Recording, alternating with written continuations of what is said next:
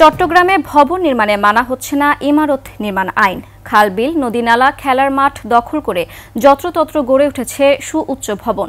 অভিযোগ, তদারকি সংস্থা চট্টগ্রাম উন্নয়ন কর্তৃপক্ষ সিডিএর এক শ্রেণীর দুর্নীতিবাজ কর্মকর্তাদের যোগসাজশে মোটা অঙ্কের বিনিময়ে দেয়া হচ্ছে অনুমোদন।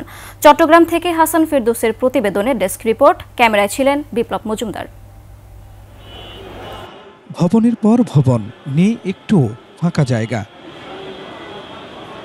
অথচ ২০০৮ সালে চট্টগ্রামকে পরিকল্পিত ও টেকসই জনবান্ধব মহানগরী হিসেবে গড়তে নেওয়া হয় ডিটেল এরিয়া প্ল্যান ড্যাব, কিন্তু কাজের কাজ হয়নি কিছুই। গত ৬.৫ দশকেও নগর উন্নয়নে তেমন ভূমিকা রাখতে পারেনি তারা, বরং ড্যাব প্রণয়নে প্রভাব খাটানোর অভিযোগ নগর পরিকল্পনাবিদদের।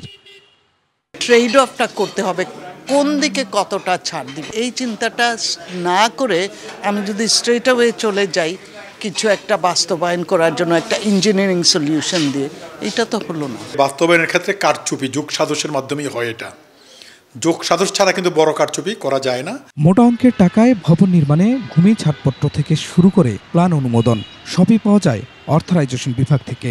খাল বিল সহ খেলার মাঠ দখল করে যেখানে সেখানে গড়ে উঠছে সুউচ্চ ভবন। সৌন্দর্য হারাচ্ছে নগরী, বাড়ছে ঝুঁকি।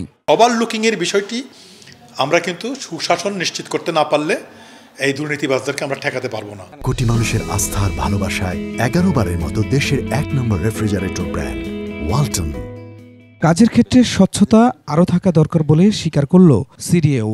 কাজ যেহেতু করতেছে অভিযোগ আসবে না, অভিযোগের জায়গায় তো আসছি। এখন অভিযোগটা সত্যিকার অর্থে আসলে কতটুকু অ্যাড্রেসেবল সেটা হচ্ছে বিষয়। ইমারত নির্মাণ বিধিমালাগুলো আরও জোরালোভাবে প্রয়োগ করার আমরা চেষ্টা করছি। এর পাশাপাশি আমাদের যদি একটু সততা কালচারটা আমরা বিল্ড আপ করতে পারি। অপরিকল্পিত নগরায়নের কারণে গত ৩০ বছরে চট্টগ্রামে ১৮,০০০-এর বেশি জলাশয় হারিয়ে গেছে।